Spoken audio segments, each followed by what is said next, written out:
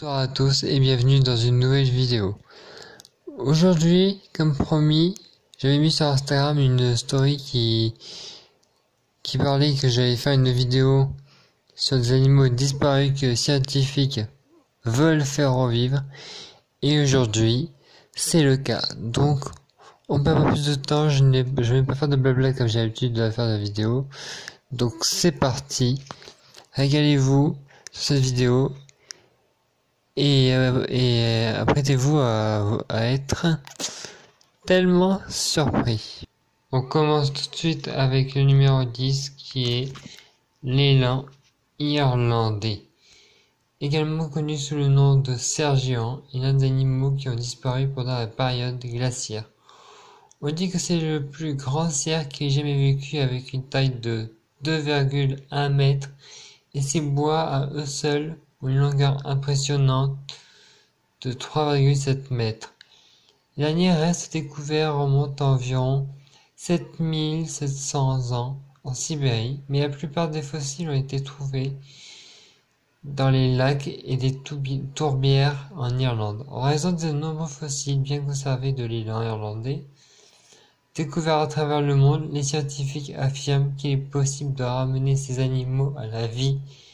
Plusieurs expériences sont actuellement menées pour voir si cela est réellement possible. Un squelette complet d'élan irlandais est conservé à l'Institut de paléontologie de Moscou et d'autres fossiles sont également exposés dans d'autres musées à travers le monde.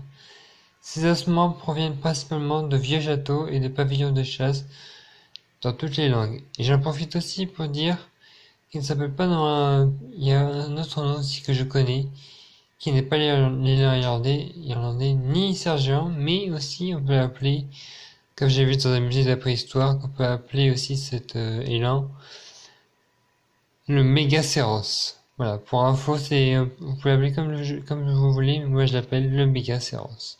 On passe tout de suite au numéro 9 qui est l'épition. Attendez, c'est un peu flou.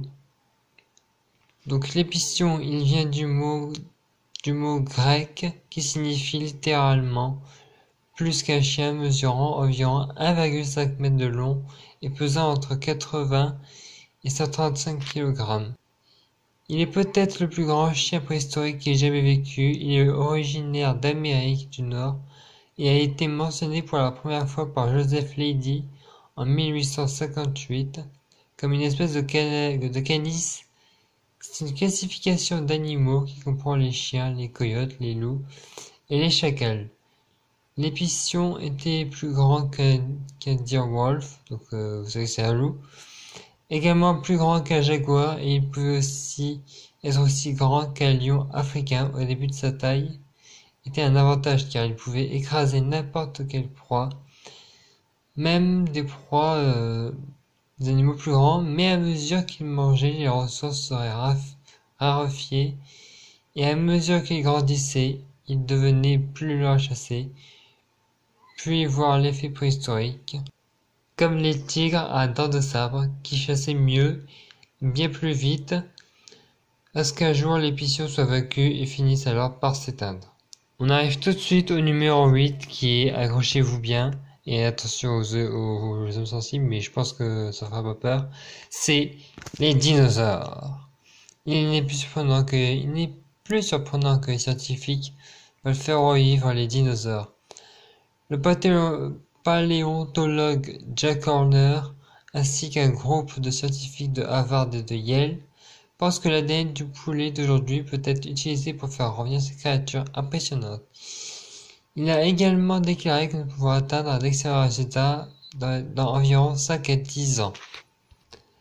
La raison est que les poulets sont des oiseaux et que les oiseaux sont issus d'un groupe de dinosaures à deux pattes appelés théropodes. Dans le cadre de l'une de leurs expériences, Horner et son équipe de recherche ont déjà modifié les gènes du poulet pour que son museau se transforme en bec et il pourrait même également ajouter des dents. Horner a également déclaré que les ailes et les mains ne poseraient pas de problème, mais la queue est un défi pour eux car ils veulent que ces parties ne cessent de croître finalement. Le scientifique veut appeler la nouvelle créature Chickensaurus, un nom plutôt amusant. Chickensaurus, je pense qu'il faudrait mieux appeler ça autrement. Mais bon, faut reconnaître que c'est plutôt amusant quand même comme nom, Chickensaurus, vous trouvez pas? On passe tout de suite au numéro 7 qui est la licorne de Sibérie. Alors c'est pas elle, hein. Donc elles sont peut-être pas les poneys magnifiques et colorés que vous avez toujours imaginé, mais c'est vrai que les licornes ont vraiment existé. Il s'agit de l'Elas martyres, également connu sous le nom de licorne de Sibérie, qui parcourait autrefois les prairies de racisme. Selon le professeur Adrien Lister du musée d'histoire naturelle de Londres, les licornes de Sibérie se sont éteintes parce qu'elles sont difficiles et très sensibles à leurs habitats. Au départ, les scientifiques pensaient que cet ancien mammifère s'était éteint il y a environ 350 000 ans.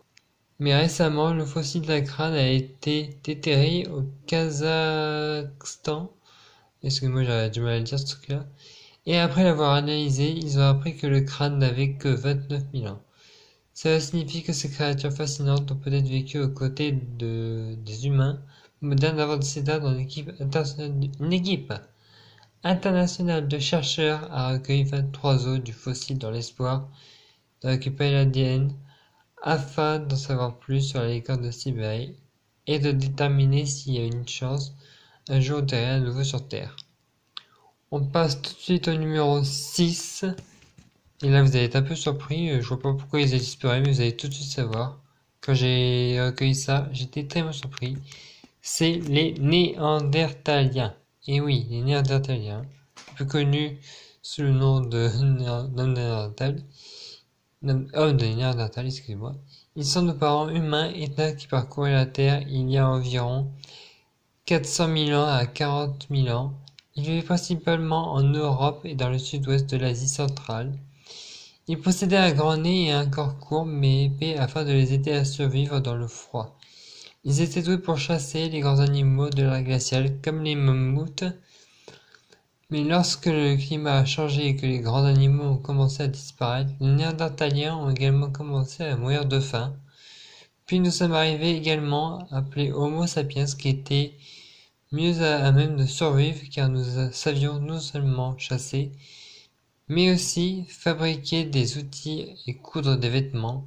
Un groupe de scientifiques opérant dans le cadre du projet Néandertal Genome Project a pour objectif d'apprendre les secrets de l'ADN de Néandertaliens. Ils pensent qu'une fois qu'ils auront tout compris, il y aura une chance de cloner ou de recréer la race éteinte. Il semble qu'ils aient encore des années de travail à faire avant de pouvoir atteindre leur objectif. Nous arrivons au numéro 5 qui est les pigeons voyageurs. Pendant des dizaines de milliers d'années, la tourte voyageuse a été appelée l'ingénieur de l'écosystème de la forêt nord-américaine en raison de son régime alimentaire composé de graines selon 2 experts en oiseaux qui ont eu la chance de voir des pigeons voyageurs avant leur extinction. Un essai compte environ 2 milliards d'oiseaux et parfois jusqu'à 300 millions de pigeons volent dans les airs par heure. À l'époque, les pigeons étaient tellement nombreux que les gens les chassaient pour les manger, les vendre sur les marchés et pour le sport de ce fait que les pigeons sont atteints en un rien de temps. Le dernier pigeon voyageur, Martha, est finalement mort au zoo de Cincinnati en 1914 en raison de leur rôle important dans la forêt. Un groupe scientifique appelé Revive and Restore s'efforce de faire revivre cet oiseau. Il prévoit de modifier l'ADN d'un pigeon à queue barrée pour qu'il corresponde à celui de la tourte voyageuse disparue. On passe tout de suite au numéro 4 qui est notre chère grenouille couveuse gastrique. Elle semble être une grenouille normale, mais la grenouille couveuse gastrique est une particularité unique.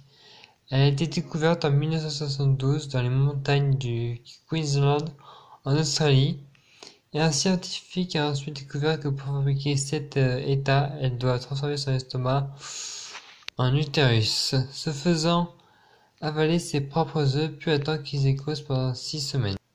Et au moment de mettre bas, recrache ses enfants, bien que l'on ne sache pas vraiment pourquoi cette grenouille s'est éteinte. Certains disent que c'est parce que les humains ont envahi les forêts? Mike Archer de l'Université de Nouvelle-Galles du Sud a passé des années à chercher à en savoir plus sur la manière de ramener les grenouilles gastriques. On arrive directement au numéro 3 qui est, comme certains connaissent son nom, c'est le dodo. Et je parle pas du dodo où on dort, hein. C'est un grand oiseau non-volant d'environ 1 mètre de long et pesant jusqu'à 18 kg, qui était originaire de l'île Maurice. Il s'est éteint lorsque des marins hollandais ont découvert l'endroit et ils y sont restés pendant un certain temps. Certains disent que les gens les chassaient pour se nourrir et que c'était facile car ils ne pouvaient pas voler. Mais des études récentes ont montré que ce ne sont pas les hommes qui les ont tués, mais les animaux qu'ils ont amenés avec eux et ils ont fait disparaître, c'est-à-dire les cochons, les chiens, les rats, qui ont pris goût aux œufs de dodo jusqu'à qu'il n'y ait plus d'œufs à couver. En 2007, un squelette de dodo entier a été découvert dans une grotte de l'île Maurice, fournissant de précieux échantillons d'ADN. Avant cela, de nombreux ossements de dodo avaient déjà été trouvés sur l'île, mais aucun n'était bien conservé car ils se trouvaient généralement dans des marécages. Grâce à l'ADN, les scientifiques espèrent découvrir des informations complètes sur les gènes du dodo. On arrive au numéro 2, qui est l'avant-dernier animal, et c'est le tigre de Tasmanie. Ils n'ont pas Taz de Tasmanie. Le tigre de Tasmanie est également connu sous le nom de thylacine, est un marsupial carnivore de la taille d'un loup. Les marsupiaux sont des animaux qui ont une poche sur le ventre pour transporter leurs petits comme le kangourou. Ils ressemblent plus à des chiens, mais comme ils ont des rayures sur le bas du dos, comme les tigres, et qu'ils ont vécu en Tasmanie, les scientifiques ont préféré l'appeler le tigre de Tasmanie. Le dernier d'entre eux est mort au zoo de Hobart en 1936, mais les experts pensaient que certains pouvaient encore vivre à l'état sauvage. Cependant, en 1982, le thylacine a été officiellement déclaré animal éteint. Les gens chassaient les tigres de Tasmanie parce qu'ils ressentaient le besoin de protéger leur bétail contre les marsupiaux carnivores. En 2018, Andrew Pask a fait sa percée après avoir été le premier à introduire l'ADN de thylacine dans un embryon de souris et à le faire fonctionner. Il a finalement réussi à créer un échantillon de bébé, mais il affirme que les travaux supplémentaires sont encore nécessaires pour amener l'animal à vie. On arrive au dernier numéro, qui est le seul et l'unique mammouth laineux. Les mammouths laineux sont des herbivores de l'ère glaciale dont les éléphants d'Asie sont les plus proches parents vivants, mais contrairement aux éléphants d'aujourd'hui, les mammouths ont des oreilles plus petites car ils vivaient dans des climats plus froids. Ils se sont éteints il y a 4000 ans, peut-être parce que le monde se réchauffait. Une patte arrière gauche d'un jeune mammouth a été découverte en 2011 dans la région gelée de Sibérie, à partir de laquelle les chercheurs ont trouvé quelques cellules. Ils l'ont implanté dans une souris et ont constaté que la cellule de mammouth fonctionnait. C'est une évaluation assez importante dans le projet sur lequel ils travaillent patiemment depuis plus de 20 ans. Mais pour ramener le mammouth laineux à la vie, la cellule implantée dans la souris doit déclencher une division cellulaire comme vous l'avez peut-être appris en biologie. Une division cellulaire se produit lorsque la cellule mère se divise en 2 ou plusieurs cellules. Les scientifiques espèrent que ces études pourront également contribuer à sauver les espèces en voie de disparition. Cela prendra quelques années de plus. Si vous deviez choisir un animal que vous aimeriez voir venir, ce serait lequel? Mammouth? Dinosaure? Tigre de Sibérie? Et bien plus encore de tout ce que je vous ai montré. Je mettrai une story sur Instagram pour savoir quel animal vous aimeriez voir revivre dans tout ce que je vous ai montré sur cette vidéo. En tout cas, quoi qu'il en soit, moi je vous dis à bientôt pour une prochaine vidéo. Salut!